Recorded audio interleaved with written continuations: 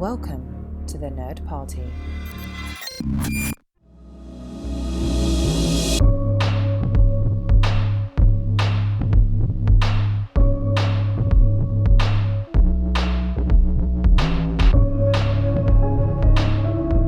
Hello, everybody at home, and welcome to Houselights, specifically House of Reiner. We are finishing up our Reiner of the 80s this week with When Harry Met Sally, which came out in 1989, starring Billy Crystal, Meg Ryan, and a lot of Carrie Fisher, written by the Nora Ephron, who at this point is only an associate producer on the film, which made me chuckle, because Nora Ephron is such a powerhouse in cinema during the 90s and early 2000s.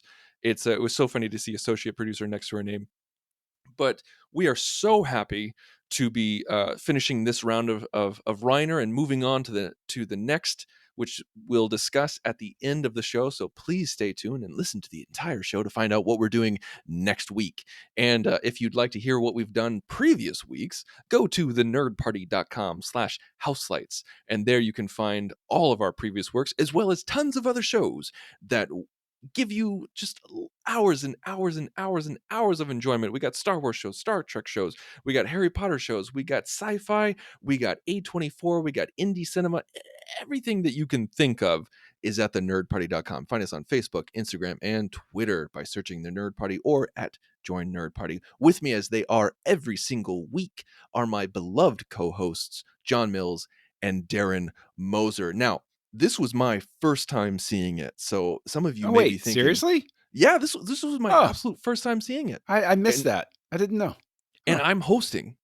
And so this is new territory for us, because usually we reserve the films for the person who's never seen it to not host. But you know what? I really wanted to talk about this one, because you know what? I know we love to be coy, and we kind of, just kind of say like, okay, well, what rating am I to give this? Did I like it? Did I not? I'm going to be fair in my criticism. I'm just going to say at the top of the show, holy crap, this is a great movie.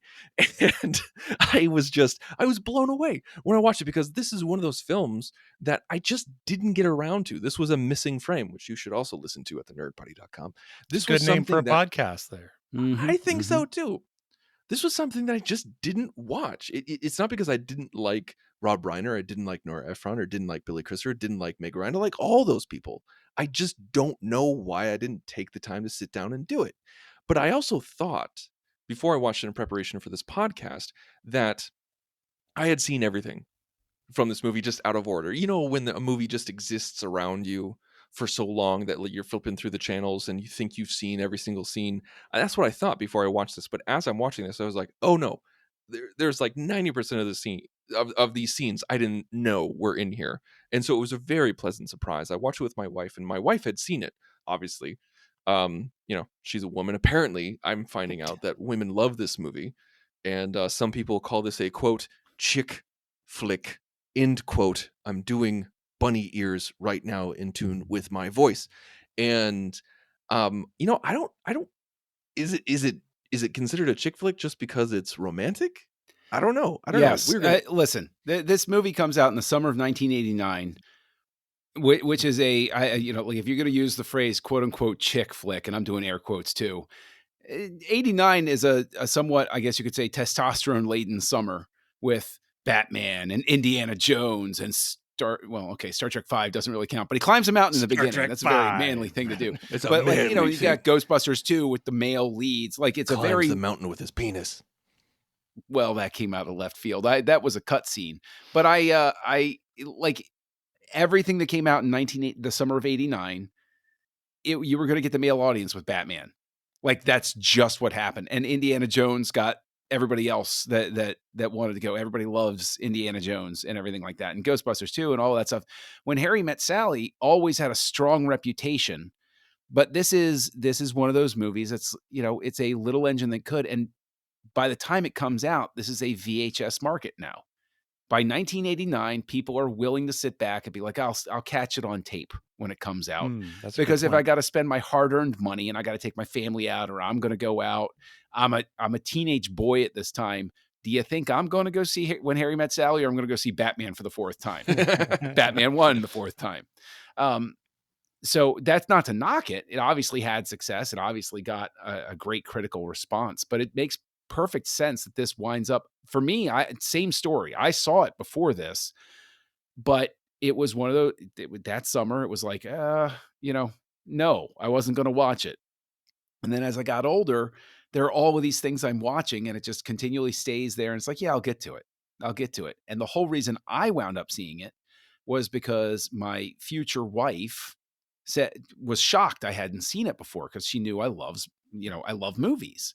And so she didn't force me to watch it, but she gave it to me as a gift when she came over one night, and she's like, "Okay, now you have no excuse not to watch it. Here it is on disc." I was like, Oh, so she all right. knew early on that that was the only way to get you to watch a movie was to Correct. literally buy it for you and put it And in hand then it front of you. marry over. him. Like she It's those two came things over yes, together. exactly. No, she actually came over with it in hand. I opened it. I was like, "Oh wow, this is great." She's like, "We're watching it this weekend." I was like, See, I "Okay." cheat by sending it to you via Amazon. Like I can't fly all the way to Florida, so that's all that I can do.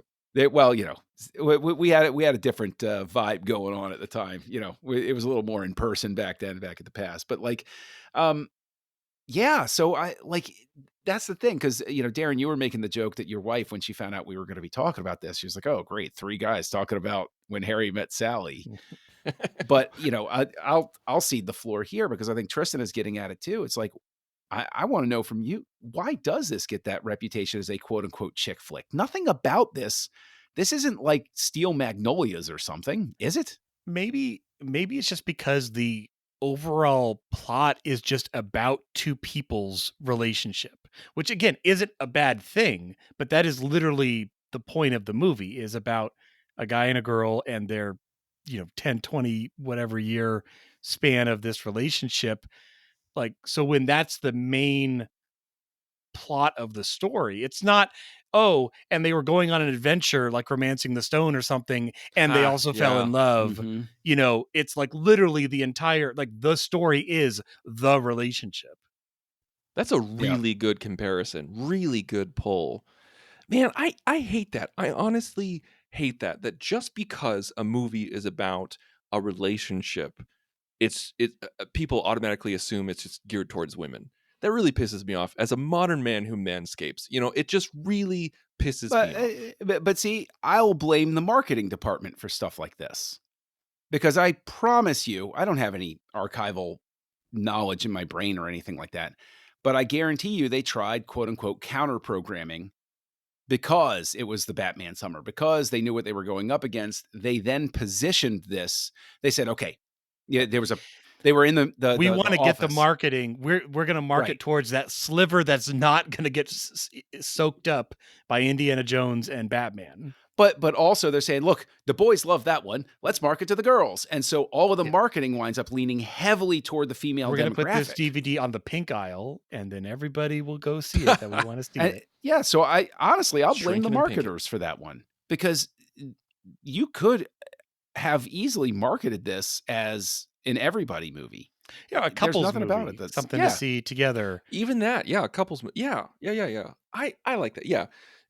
With this movie, I mean, I think because it's directed by a man, written by a woman, and you have great leads, male lead, female lead, fantastic comedic actors right off the top. So it's just, it's not like, it's like you said, like I love that Steel Magnolia. It's like totally the go-to. I mean, come on, let's be fair. Yeah, let's be honest. Yeah, so this is, I hate that I slept on this so long because I absolutely loved it. I'm saying this right at the top. This is this is so well written. This is so well acted. And Darren, you said it before we started recording. You're like, holy crap, Billy Crystal is young in this, and we looked it up, and he's 40. He looks young. I mean, maybe he isn't actually young, but yeah, I was comparing it to last week when we talked about The Princess Bride, which obviously was old age makeup. But for me, Billy Crystal resides in this eternal snapshot of time of the last few times that he hosted the Oscars. That I is think what like I in picture. his 50s, like he's Yeah, perpetually in his 50s, like 50s, early 60s. 50s. Yeah. Yeah. But yeah, for this, I mean, obviously they're they're doing things to Meg Ryan's hair. They're doing things to like his sideburns and stuff in the The Farrah past, Fawcett at the where they're beginning. trying to make them Yep. look even younger, and it works. It's like babyface, then I think give they him a added beard more later. makeup to him too. Yeah. Like in, Oh, in yeah, the for opening, like sure. they For sure. smoothed him out. And then later he's got a beard, and so like I mean, because it time jumps a couple of times, like 5-10 years at a stint. So this is a very long meeting, guys. It takes a couple years. Well, I want to talk to that, because that's one of those things that I think really sets this one apart.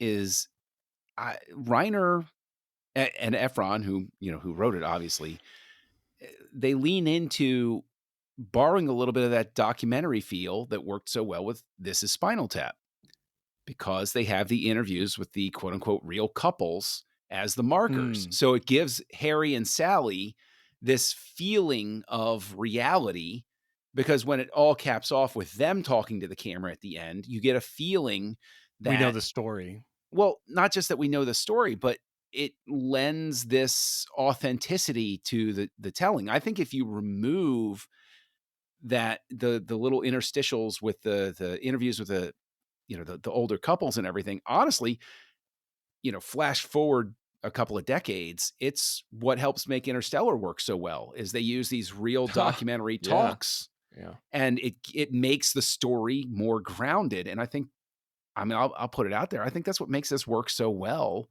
is you believe in Harry and Sally because you're seeing real people talking to the screen about their relationships.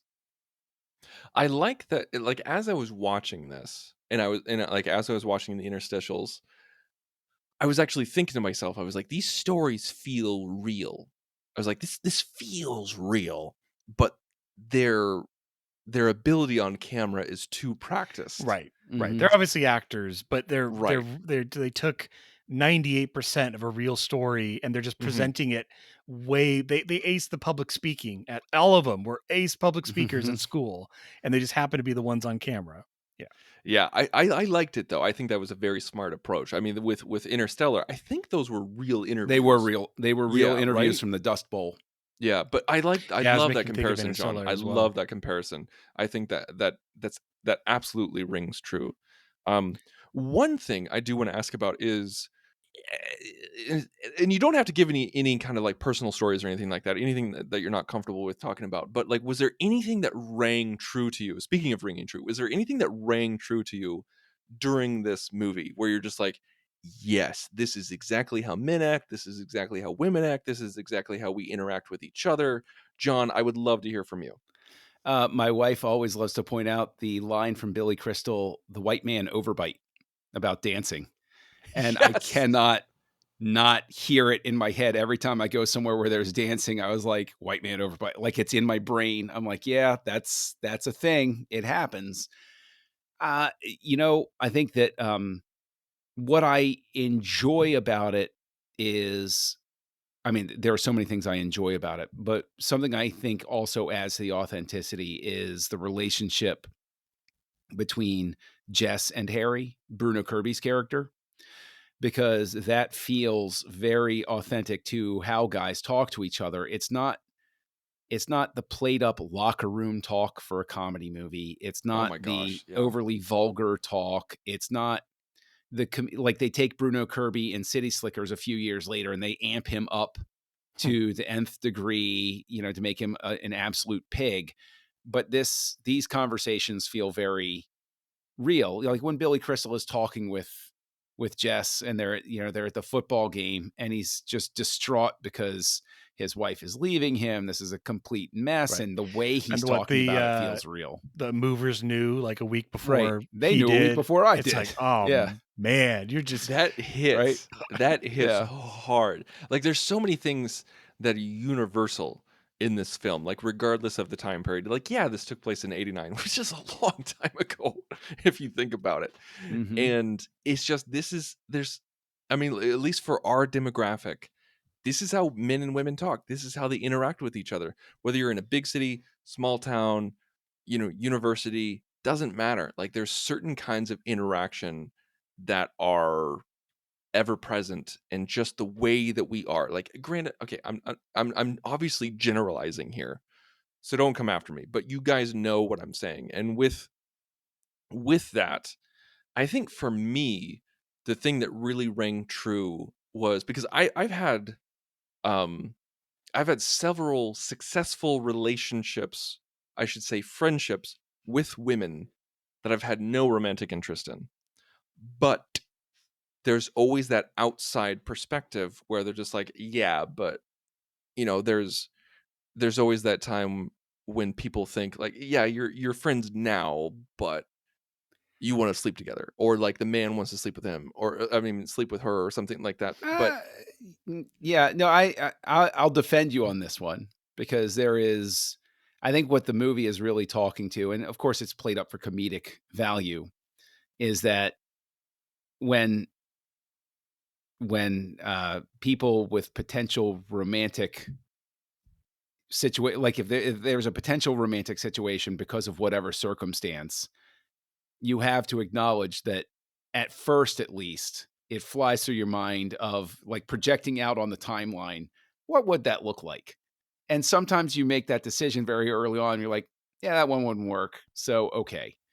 Like, and it's going, or there might be something where as you go along, you start to feel an attraction to somebody and you think to yourself, okay, well, do I need to stop hanging with this person because the potential is there now? Like, I think that's what the dialogue really speaks to, is you have an awareness and it creeps in at some point. And at some point you deal with it mentally and emotionally to say, this is either going to never go down that road or it could go down that road. And you have to decide exactly how comfortable you are. If could is a word that's in there, you have to make a conscious decision of how comfortable you are and, whether your significant other would be comfortable with that situation as well. It's a thing. I think that's well put. Now, Darren, I have a question for you. Yes. This is okay. So you're the biggest Star Wars nerd out of all three of us, and that is saying something. Oh, right. Because we are one of our hosts here of the Is this three, my time to shine? Okay. like Pop has quiz. his own Star Wars podcasts and Don't has let me down here, Darren. has encyclopedic knowledge of Star Wars. But you crafted your own 501st armor, so Means I win, John. You do. You win. Can you watch a movie with Carrie Fisher without picturing Leia Organa in that situation? I say yes, because Carrie Fisher is such a dichotomy between Princess Leia. When she's Princess Leia. And then every other role is Carrie Fisher. Like just because Carrie Fisher, who just got her Hollywood star on the Walk of Fame. On May the 4th? On May the 4th. I mean, hate to break it to you guys, By law. but people pay for that, and it's just a money thing. It's not, there's no vote, there's no popularity contest. It just happens. You knew that when Carrie Fisher was alive, she didn't give a crap. Oh no, she doesn't care. Yeah. But so I feel like that. Like, again, when I see her in Blues Brothers, or when I see her in something else, like even in this, which is a fairly larger role, like she's not the top lead, but she's like number 2 or 3, She's I'd say she's the third lead. I would say, or the second female lead, I'd say as well. But yeah, so it's, I don't see Princess Leia really in any of her performances that is not in Star Wars. I think it's such a, Carrie easily brings out more Carrie-ness in pretty much everything else that she does. At least that's my interpretation. I'll back you up on that, but I'll go so far as to say that I have trouble not seeing Carrie Fisher. Because I agree with both of you. I will say that, that is probably more of what I mean, where it's Carrie Fisher playing, in the role of Marie. Like, not, that's Marie. Oh, who is that again? Oh, it's Carrie Fisher. It's like, no, it's Carrie Fisher, and she's wearing a Marie name tag today. Tomorrow she might be wearing a different name tag, but today she's Marie. Carrie Fisher was such a beautifully flawed and powerful personality that it's hard to hide that underneath a character, and that's okay. And it's I think there's certain little moments when watching this film when I was just like, that was her. Like, that was her idea. Like, Well, she's Oh, yeah, also for like a sure. renowned script doctor, so she probably script doctored all of her own words from that movie. I don't doubt it at all. Yeah, I'm not saying this was or wasn't her, but when her character kept saying, you're right, I know you're right. Like, every single time it came up that he's never gonna leave his wife. It's like, you're right, I know you're right. I laughed every single time. Well, what's doubly funny about that to me is that I actually have known people like Marie where they have specific attraction just to people who are in relationships. People who are And ungettable or out of their reach. or they might be the side person sort of thing. And some people might judge me and be like, well, why did you not? And it's like sometimes you feel like Sally does, which is like, this is just my friend. I was friends with her before she started doing this. And Right. man, I wish she would stop, but she obviously needs somebody to talk to and she can't, like if anything, Marie needs to be in therapy and Sally is her therapist in a sense. Total side note, but there was one time when I was watching Mad Men with my wife, and there was a moment when a guy who was married, is like Don Draper's best friend and business partner, played by John Slattery. Like, he got drunk, he was with a woman who was not his wife, and he had a heart attack, and the EMTs came, and as that character was being wheeled out, he was like saying the other woman's name, and Don Draper like paused the EMTs. He grabbed John Slattery by his hair, slapped him, and said, "Mona, your wife's name is Mona." And then my wife looked at me and said, "What would you do in that situation?" I said, "I would do the exact same thing as Don Draper." And she's like, "Really? You condone that kind of thing?" I was like, "No, I don't condone it at all. I think it's horrible, and I think he should absolutely stop, and I would tell him that he should absolutely stop. But I wouldn't advance him to get caught. I wouldn't go to his wife and he's tell him." compromised right now. He's going down. Yeah. I would say that things are complicated enough in that moment. I haven't watched Mad Men, so I'm surprised they're EMTs in the 50s. Like, that seems odd, but Sure. 60s. And the ambulance wasn't invented till the 1975 year. No, I'm going to use this new maneuver called the Mr. Heimlich. Over here, please do the maneuver. Medical technology. Maneuver. Yeah, I'll just say in passing that it's like there are certain moments where it's complicated enough. And you're just like, okay, we'll deal with this problem later. This is the problem we have to deal with right now. Yes. Yeah. Yes. Like, and that's the thing, like, and I hate to say this because it makes me sound like a douchebag, but as a bro, like, you can criticize, you can yell at them, you can say they need to stop, that you can say that they need to come out to their wife, but at the same time, you're not going to go to the wife and say he's doing this. See, the thing is, I'll continue taking it down this strange rabbit hole, but I was one person removed from somebody, and I found out that they had used the other person as cover for what was going on. And the person found out about it and was fine with it. And I looked at the person and I said, you got to stop being their friend right now. Yep. Because that's where it crosses the line, is when you're like, it's one thing to be like, I was friends with you before you started doing this. I will constantly counsel you to stop doing it. But the instant you use me as your cover story, done, you're out. No, you can't ever say you were over at my house that night. No. That is definitely crossing the line. This went down some weird territory, all to say that Carrie Fisher was Carrie Fisher. I like it. So, yeah. Any time that Carrie Fisher, I think Carrie would enjoy this. And yes, I called her by her first name. Carrie would enjoy us going down this rabbit hole. Yeah, you know what? Speaking of rabbit holes, I don't have a segue. So with Meg Ryan, Sally Albright, we see her. Okay, so we're it's the beginning of this film. Well, we have the same beginning as Sure Thing. It's why are these two people in the car together? It's literally the same thing. Yeah, I didn't even think about it till that moment. You're absolutely right. No, as soon as how do we start this movie? Well, just so you know, I've started this other movie. It's called The Sure Thing. It was really successful. Let's start it again, just like that. Yeah. Huh. So in that scene, like, they're in the car, they're driving, I was a little worried at first because when Meg Ryan was like the uptight, person who like, did the math on the check and was just like, you could tell that she was like the character in The Sure Thing. Yep. And then when Billy Crystal was like John Cusack, like was free loving and like was spitting out the seeds which was hilarious, of the Yeah. grapes. Like when he hit the window, he's like, maybe I'll roll that down. I mean, he's literally making out with his girlfriend before getting in this car with another girl to drive cross country, which again Yeah. seems odd by whatever Like I standard. was really scared when I started this because even though it was a funny interaction, I was like, holy crap, is Rob Reiner already repeating himself? It was like me yelling at my theater Don't do it, director Rob. in college. It was like, are you already redoing the play that we did 3 years ago? But I was scared, but then thankfully they veered it into a different direction. So what were you guys thinking right at that interaction in the car? Were you entertained?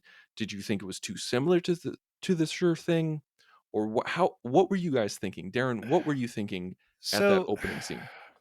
this is an interesting movie. Like I definitely don't hate this movie, but it has a hard time kind of like growing on me. It in some ways it feels kind of like Ghostbusters, where Ghostbusters is like a sketch. It feels like a SNL sketch. It's like, oh, hey, guys and girls can't be friends because of the sex thing. Let's pull that sentence into a 90-minute movie. And that's kind of what they do. And not that it's not brilliantly written. Like, I'll totally give it that. But at its core, at the beginning, I'm like, okay, so where are we going with this? And then it jumps 5 years. And I'm like, how okay, like it's I didn't realize this was an epic tome of the courtship of Harold and Salaford, as they're growing together. It's like, geez. But yeah, so I mean, I definitely picked up on the Sure Thing connection or redo, but yeah, it's, I don't know, I just didn't know how to feel because I'm like, obviously they're kind of setting up Billy Crystal as this jerk. He's A little bit, yeah. a Like little bit, but I was a little scared of that because like during that scene, I'm glad that you brought that up because during that scene, I was just like, let's not make him an ass. Like don't make him an ass because I want him to be likable. Like he rides the line. He's not full on, but he is very close to the line through the whole first 2 time jumps. But yes, but the thing is though, while you're 100% right, like I started thinking about what I was like in college and how much edgelord crap I probably said in, like in that 4 years when I was in college. Well, the other comparison I felt to was this felt like a bit from How I Met Your Mother.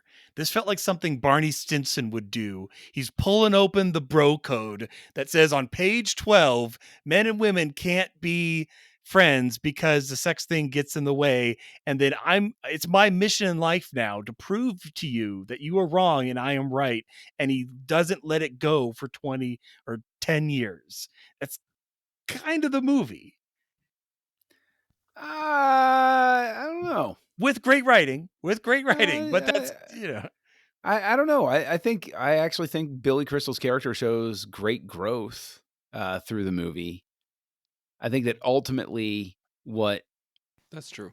what I think is one of the beautiful ironies of the movie is that in a sense he's right, but he's right because Harry and Sally are, they're sort of like the yeah, and this is what the interstitials prove is like they're sort of that their story is going to be shrunk down to, oh well, I met her 10 years 12 I before, met her yeah. 12 years before we got married, but I knew back then. No, you didn't. I did know. Like it's got that sort of vibe to it. It does. And I think the interstitials serve that additional purpose of showing how when you tell the history of your relationship after it's gone on for so long, you realize that it's all way more complex than you really feel like telling sometimes. And eventually it's just easier just to say, yeah, I remembered her for 12 years and then we got together and, I was just happy as anything. But you take that 12 years apart and you realize it was a really complicated and weird time with a lot of personal growth. But I think there's definitely a marked difference between Harry at the beginning and Harry at the end. And I think that's what makes their relationship feel earned They and weren't ready for appropriate. each other in 77. They should not have become a Right. couple And from and that car drive. I'll even turn it on its head. But what I think the movie does a really good job, and what I think Crystal does a really great job conveying with his facial expressions, is he is very outwardly the difficult person. He's made it his bit. That is who he is he's going to be difficult. And he's going to say these things, and he likes getting a reaction from people. And we all know people like that. But Sally is unquestionably what people would term high maintenance. I want this type of sandwich, but if you don't have this type of ice cream, then I want whipped cream. And if you don't have the whipped cream that's not in a can, I don't want that, but I want the apple pie, but don't heat it up.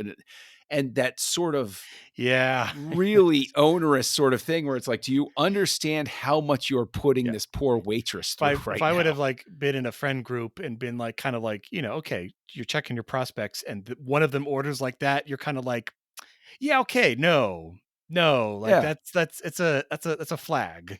It's going to be a very difficult person to try to keep happy over time. And she keeps doing it. It's not like a one-time thing. Like it's not a bit, but it is kind of part of her personality. And I think one of the most beautiful moments in the entire film is it's an outside observational shot. They're in a Chinese restaurant, and you see her gesticulating while she's doing the order, and you see the waiter has this face where he's being the necessary polite level, and it's just he's sort of overtaken, and he looks over at Billy Crystal, and they both have this moment where they both sort of like just shrug at each other, and it's like, yeah, what are you going to do?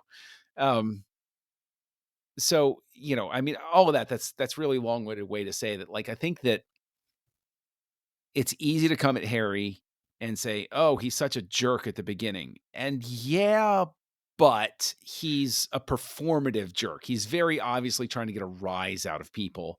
Yeah. And so you can be very forgiving he wants of to be somebody remembered. Like that. He wants to imprint himself on the people that he interacts with through his life so they'll remember him. Yes. And we want him to be flawed to a point. We want him to grow as a character. If he was Prince Charming, Wesley, and Buttercup, if they were Wesley and Buttercup in the first scene, we would have been like, well, then why did you guys wait 12 years? You wasted a decade of your life not being together. But that is not this story. No, it isn't. And I think that another thing that makes it work really well is I believe Nora Ephron was friends with Woody Allen. And, I know the name carries certain blah, blah, all that stuff. But you talk about Annie Hall? Well, I mean, this feels like a Woody Allen film at a lot of points.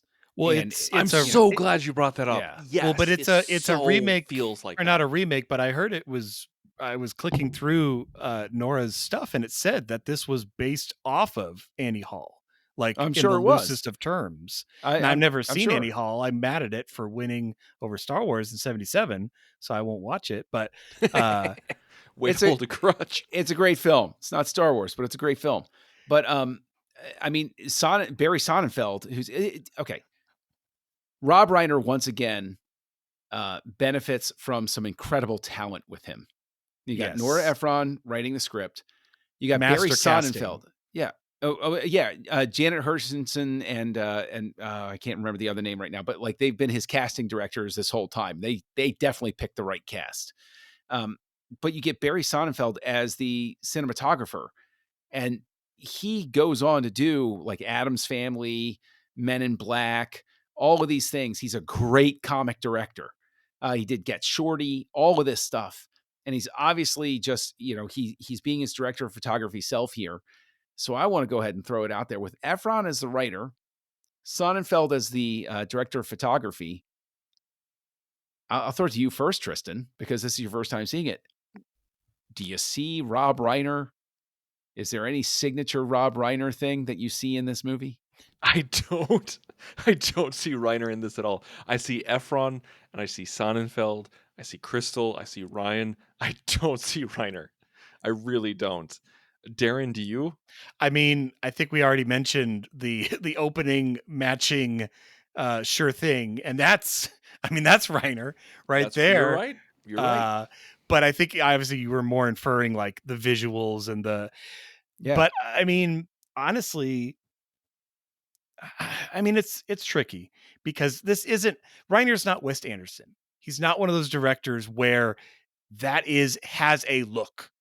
And that's okay. I don't want every single director to have a look where, I mean, and because otherwise we wouldn't get the storybook softness of Princess Bride, or, the coming of age kind of grit of, Stand By Me and stuff like that. So yeah, I honestly think that's the biggest connection, is that some of those story beats. Um, and then I will say this with Reiner also seems to know when to let the actors improv and when not to.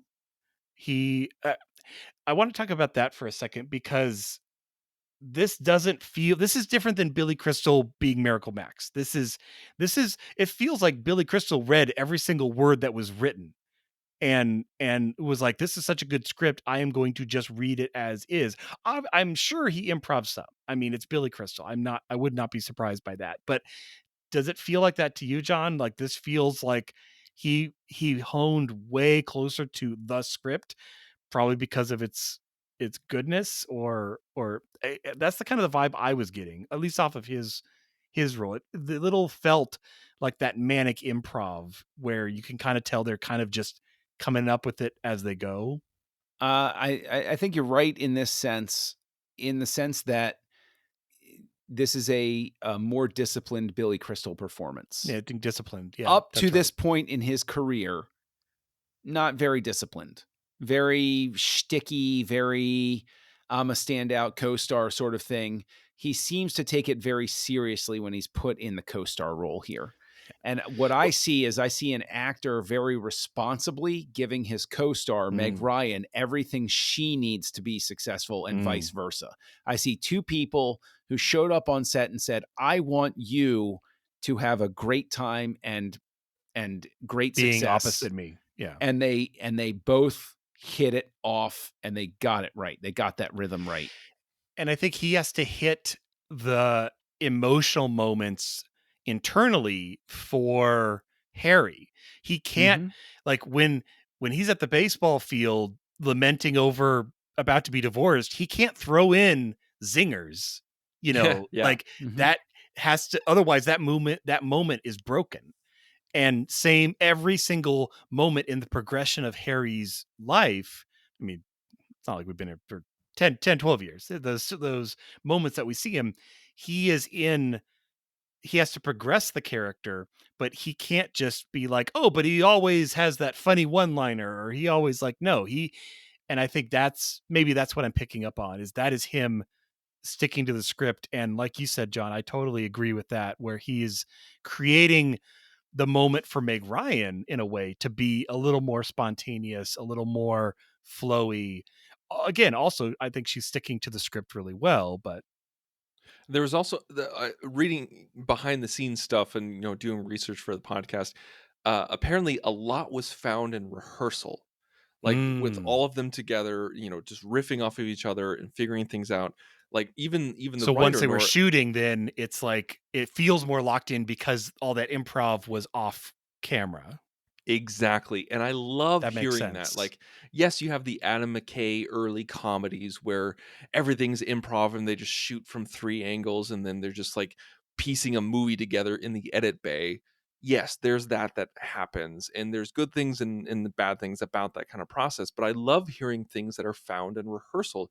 And like when they're at the museum and he's making that voice and he does, like, apparently there was a moment when he says, he's like, and I would love to have your pecan pie. Like that was just off the cuff. That wasn't Right. found in rehearsal. That was off the cuff. And in the moment you can actually see Meg Ryan look off screen and look at the director, and the director is saying off screen, just go with it, go with it, go with it. And but Meg Ryan, like, like you think Billy Crystal, the improver, like he's the one, but Meg Ryan is the one in rehearsal who it was her idea to do the orgasm on screen. Hmm. Because in the original script, it was just her talking about faking an orgasm. But And that became an iconic moment. I mean, It is one of the most that's the moment iconic moments of film of the last 50 it years. really is. Yeah. Oh, yeah, easily. It is one of the most iconic moments in cinema in the last 50 years. And that's the when you think Harry Met Sally, that's what people think. And it was Meg Ryan's idea. And what sucks from my perspective is the movie gets a ton of credit. The scene gets a ton of credit. I've never seen Meg Ryan herself get the appropriate credit for what you just said, coming up with it. I've never Goose egg, seen somebody completely say, her idea. hey, Meg Ryan came up with that idea. It's always, oh, what a charming movie. Oh, that's great. Oh, look, that's Rob Reiner's mom said, I'll have what she's having. Isn't that the perfect ending to the scene? And all of that type of stuff. I didn't know that was his mom. Yeah. Well, one other shot, because I was still thinking of what makes us think of a Rob Reiner movie. I feel that the four-way conversation of the phone call, that is a Rob Reiner. The half split dual screen, like that is him. But it worked. It 62 takes. Oh my 62 gosh. takes. Oh, that's right. Are they all oneers? It was all filmed at the same time. Like, so it was all oneers. So you had Billy Crystal. It was all on one soundstage where Billy Crystal was to the left. Right. Jess and Marie, as in Carrie Fisher and Bruno, were in the middle. And then Meg Ryan was on the right. They all filmed at the same time, and the phones were real. Like, they all hooked up to one line, and so that they could talk to each other. And it took 62 takes to get it right because it was worked. one shot, one take. It does work. I think that what works even better is the scene where they're watching Casablanca in bed together, even though they're not in bed together. That's a nice. That is a good scene. I never watched Casablanca with anybody, but as much as it might shock people, I did date women before I got married. There are enough people that I don't know, they had something going wrong with them that they wound up finding value in that proposition. But there were so many phone conversations like that where you're just, I think what that really captured is the real energy that exists. And it's so easy. I know there are so many people right now that would be like, back in my day, that's how it was done. And I'm sure it still happens now. It's just with cell phones now. It's and you're just on FaceTime. the phone with somebody for a long time. We're watching Netflix together. You're texting back and forth. Yeah, but I mean, even better than texting, even better than FaceTime. I actually think the disconnected voice thing, it's such a safer, more open space. I hope people still do that on a very frequent basis of just having the phone conversation. It also forces you to be wittier with the disembodied voice. I think. I agree. Because you can't rely on the face twitch, the eyebrow going up. You can't say like waka, just like it's waka. better than texting. Like there's so much subtlety lost in texting. There's no inflection. There's no nuance. LOL, JK, not really. Yep, exactly. I was opening my mouth to say the exact same thing. There you go. This has been one heck of a love fest, but I got to ask you guys, because this is a passion of mine to ask about the music. Got to ask, what do you think of what Mark Shaman does with arranging this? It had to be you, and if I recall correctly, this is the moment where Harry Connick Jr. really burst onto the scene, and people. This was actually his first soundtrack. This was his first soundtrack, which is hilarious to me because even in as 89, I was just like, wait, really? Like Harry Connick Jr. in 89? That seems a little early. And I was like, oh, it's his first one. It makes sense. Yeah. But he's perpetually 27 in my mind. Yeah. Did the music choices work for you guys? Did it matter? I don't know. I think so. Last week I talked about how I'm the wrong memorable. person to talk. Okay, I'm just curious. I don't know. I'm maybe I've been ruined by Williams, but I usually do not remember a soundtrack unless it has. Yeah, Williams should have scored this. That's not what I said. There wasn't enough bassoon in this score. Jeez. Yes. No, but no, I'm saying I usually will not remember a score unless it has a motif it's built around motifs for characters. Like it's just harder to remember. But I will I'm with say Darren on this one. the use of pop culture music like that was well done. And that can be, while I don't necessarily think like, oh, well, when I hear It Had to Be You, it makes me think of When Harry Met Sally. Like I don't make that connection in my mind. Other movies might have that, where they have that one song that connects. But see, that's what I think is so wild about this is I'm used to rom-coms having that big swell music at the end, like that big orchestral swell, and it Where the camera spins around them as Right. they meet in the middle of the street and they kiss. Yeah. and I think what's amazing about the way this film works is it never relies on those tricks. And I go back and forth. I'm like, does it work as well as it does because it feels more honest because it doesn't have those tricks? Like, is it undercutting? Like, I have an expectation. I go into a rom-com with a guard up where I'm like, okay, here comes, like you're talking about, Tristan, where it's like, here comes the camera spin move. Here comes the big swell of music. And this movie seems to cut you off at the knees. And it's like, I'm not going to play by the rules you're expecting. And I would say also the fact that, okay, if this movie wasn't called When Harry Met Sally, which is basically telling you that they get together, like, would you think that these characters are going to get together, like, or that you could have predicted how their story was going to go based on that first scene? I would say no. But I'm not sure because apparently they had a really, really, really hard time naming this film.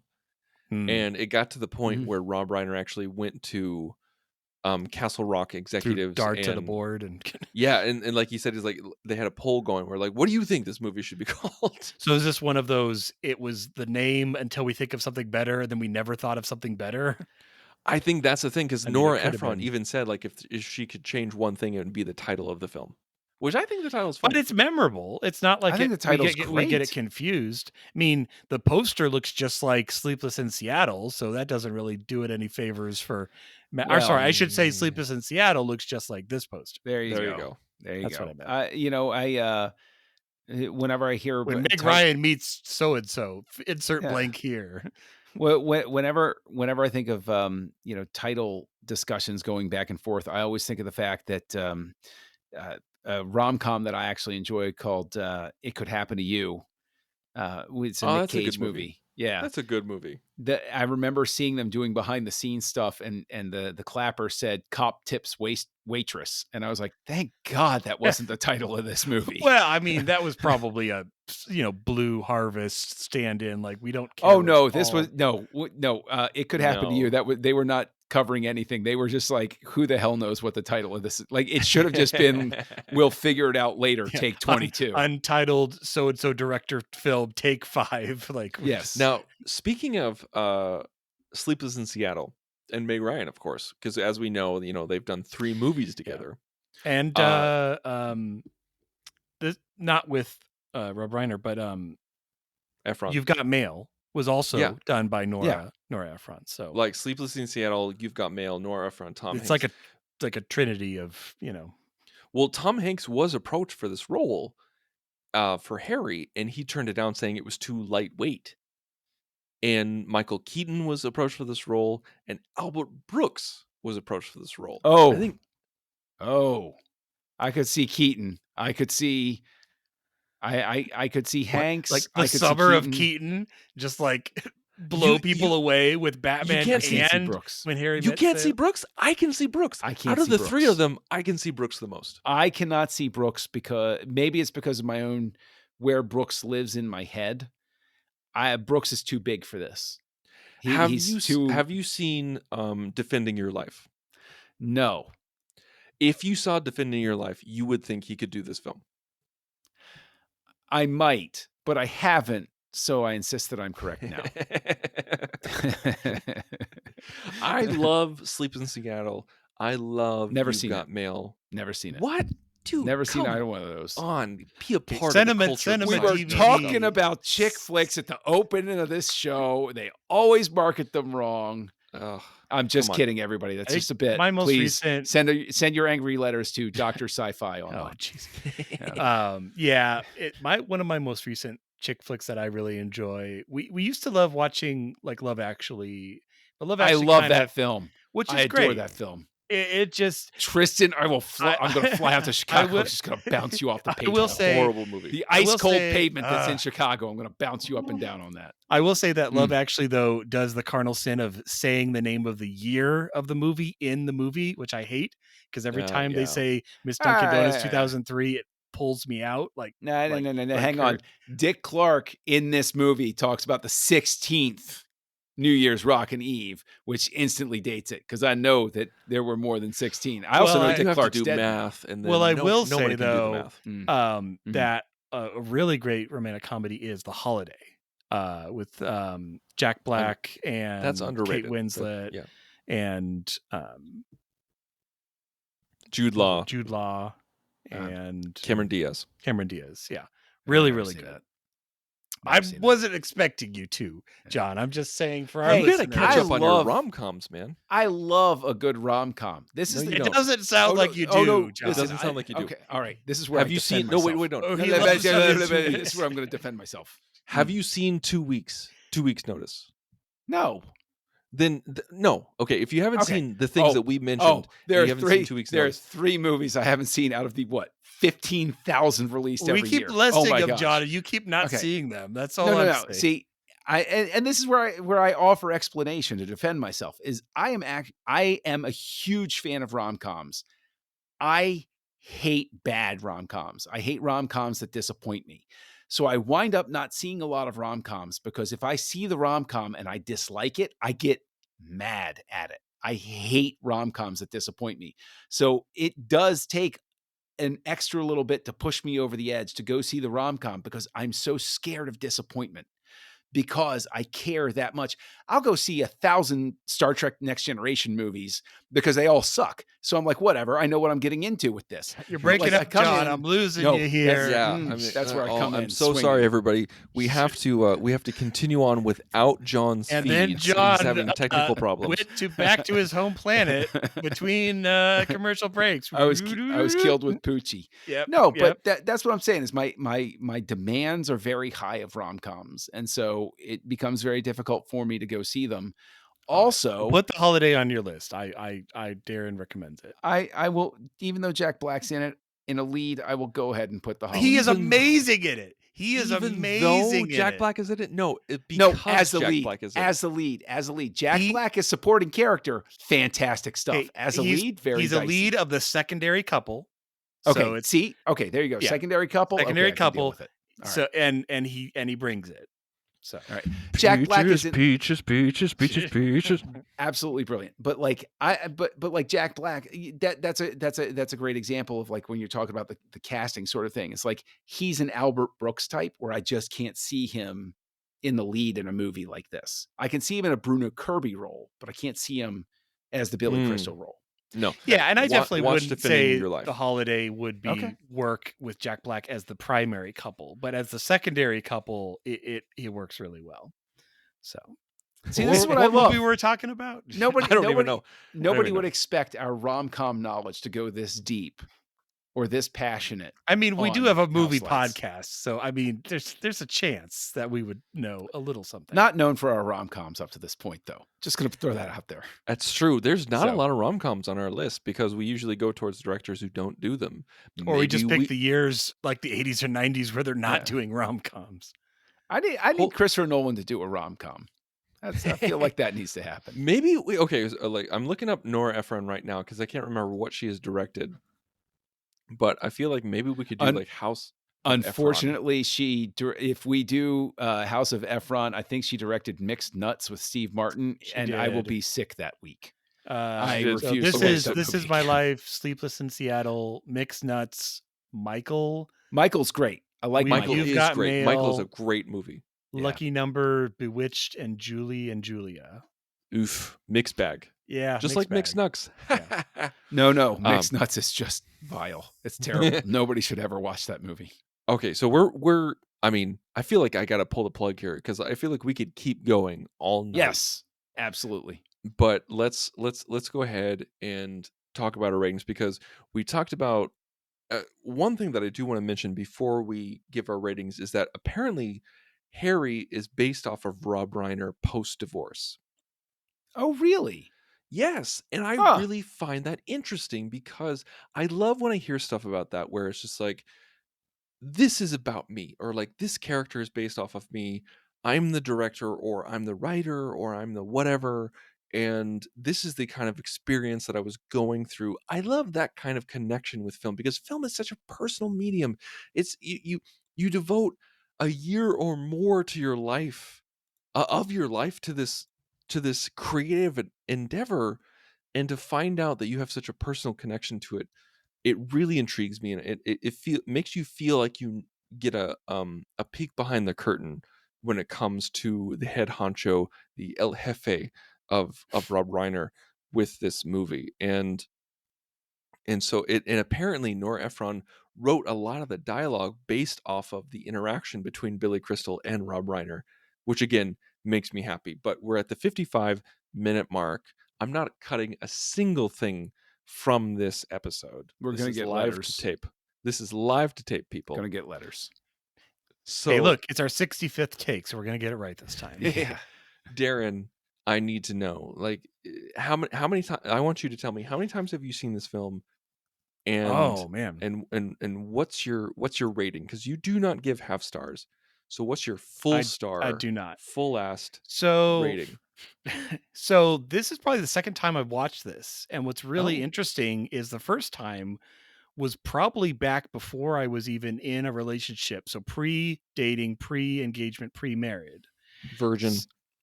So yeah, yes. I mean, that is true. So yeah, so going from that to now, what do you losing it, John? You're losing it. I can't handle it. When John loses it, I cannot handle it. I can't keep a straight face when John loses it. You just slid it right in there. You just got it. Ah, okay. Take 65. We can do this. All right, let's stay with it. Let's stay with it. Okay. So yeah, I mean, you're talking 15, 20 years between the first and second watch of this. Once when I was a virgin, and once when I was not. I'm sorry, guys. I'm sorry. I can't help it. Okay. All right. Okay. I'm going to turn around. Y'all can't see. Okay. He's wafting his eyes like he just won Miss Universe. Oh, thank you. I'd like to thank the Academy right now. 15, 20 years. Yeah, no, I think you guys have helped me kind of grow on it a little bit. I think I've always agreed that the writing was amazing. Mute your mic. But the other trick, again, like I said in the beginning, you know, at its core, it did kind of feel like this SNL sketch of, you know, here's this one sentence premise. How do we pull it into a 90-minute movie? Being based off of Annie Hall didn't give it any favors in my book. But I want to give it a 3, but I also don't want to be that harsh because I'll say this. I'm going to give it a 4. I would have given it a 3 at the beginning of this conversation just off of having watched it, but I think you guys have talked it up enough, and really, like, it is a good movie, and Rob Reiner is a good director for this. So I'm going to give it a 4. What's your criticism? Like, what, I mean, like, obviously, like, we can have some sway because we had a good time tonight. It's, you know, we talked about the good things, but what's your when I say, hey, why did you give it a 3? What's the first thing that pops in your head? I think it's just maybe just the unlikability of Billy Crystal's character, and I just don't relate to it as much. I don't this wasn't I don't have that much of a worldly experience of relationships and divorce and things like that. So I don't connect to this movie on that level. I mean, the fact that, you know, I had one girlfriend and then met my wife, and that was a relationship. So that was it. So that's a little different than John, apparently. But no, that's freaking lucky, man. yeah. I'm like jealous. That's Yeah, awesome. That's amazing. That's awesome. That's well, fantastic. I was the guy who chose not to date in high school because I kept seeing the fact that person A went one direction and person B went another direction. So Chose why not to date in high school geez, using you funny guys. quotes Wow. again. So wait. So this is the episode, guys, where Tristan mocks Okay, me for not okay, dating in okay. high school. John calls me out for being a virgin before I got I know. I married. was just laughing at his jokes. That was Tristan too. Tristan It's was both times. It's That was true. That was Tristan. me both Don't blame times. me. Don't blame I me for can't- this stuff. I can't No, defend. no. Like, But we're all friends, so it's all good. no, man. Like, in all seriousness, like the thing is, like you and your wife, you're the couple that has like the beautiful story in the interstitial. It's No, right. and I'm not saying that as like a jackass. I I'm know saying you're like not. I know you're not. that's I know like you're not. legit. Like, and that is sort of the thing. That's what I think elevates the movie in a large sense, is that you get the sense of how many different types of relationships there are. I think the big problem with rom-coms in general, although apparently I haven't seen enough of them according to you, You gents, haven't, but okay. is that they sort of present it as a one-size-fits-all look at relationships, and the relationships in them are everything. And I think these interstitials really go a long way to laying it out there. It's like, this is a story that is one of many stories, and it might not be your story, but it's still a fun story to go along with, because you wouldn't mind having them tell you this. Like, wasn't there one interstitial where it was like, it's like, well, we met, but then you got married, and then you divorced her, and then you got married to her, and then you divorced her, and then like it's just like, oh dang. It's like, but true love won out at the end, and 20 years later we ended up getting back together. It's like, You're like, yeah, maybe but you shouldn't marry anymore. Yeah, I was gonna say that's yeah, that guy. Yeah, that was, he personified a saying that I've popularized at work, which is solve for X. If there's what is constant, the common denominator what's of the all problem? these Solve for relationships? X. Figure it Yeah. out. I had a friend who constantly said, like there was her favorite demotivational poster was, "You are the common denominator in all your failed relationships." I love it. It's so true. It's so true. But Right, that, so maybe John, that's a bit of it, just connecting. So, but I'll give it. I think I can give it a 4. okay. Awesome. John, how many failed relationships are you giving this film? I'd love to give it all of my failed relationships, because then we get 1,000 of them. But I will give this a solid 5, because even though I might look at it at certain points and say, there's nothing really spectacular happening as a director here. There's nothing really spectacular. This is one of those ones where, even though I hate the phrase, the whole is greater than the sum of its parts. If I pull this thing out of it, it's not the greatest I've ever heard. If I pull the script and I read the script, I'm like, this isn't the best script I've ever read. But the combination of the casting, of Reiner getting those performances, of the fact that Sonnenfeld is able to give in one particular scene, I looked at it, and that, even though I didn't know until this conversation that she had based it, that Ephron had based it a bit on Annie Hall, there's a specific shot where they're walking down the street, and I was like, this is the Max conversation from Annie Hall right now. Where he's walking down the street with his friend, and they're calling each other Max for no good reason, because that movie makes no sense. But I can tell right there. And Sonnenfeld is also, he's a terrific director of photography. That's why all of his movies look beautiful. This is beautifully shot. This is well crafted. Very New York. This is easily, I'm going to throw it out there, of the films that we've watched with Reiner, it's the best shot film. Period. I'd agree with that. Best shot film that he's done up to this point, at least. But yeah, so I give it a 5. You got to at least acknowledge its cultural footprint on top of everything else. I mean, this is the rom-com that all rom-coms after are measured against. That's it. So for me, I'm going to give it a 4.5. So I'm going to split the difference between the two of you. I'm giving it, honestly, I kept trying to think, like, why am I giving it a 4.5? Why am I not giving it a 4? Why am I not giving it a 5? I'm not ready to give a movie that I've seen once a 5-star. I feel like I have to see it again to see if it earns that 5 stars. Kind of like with, like, John, like you and I with Once Upon a Time in Hollywood. We watched it and we're like, man, what a picture. What an amazing film. 4.5 stars. this may bump up to 5. It just, and then we watched it and we're like, yes, this, oh my God, this is a 5-star film. Like that kind of thing. Like that's maybe where I'm at with when Harry Met Sally. I love so much about this movie, like 99% of this film. And I'm saying 99% because I can't think of that 1%, but I'm not going to say it's 100%. So I am saying 4.5 stars. This was great. This is a crackerjack script. Great performances. And just, I think Meg Ryan needs to get You more keep credit using for that this word. I don't think it means what you think it means.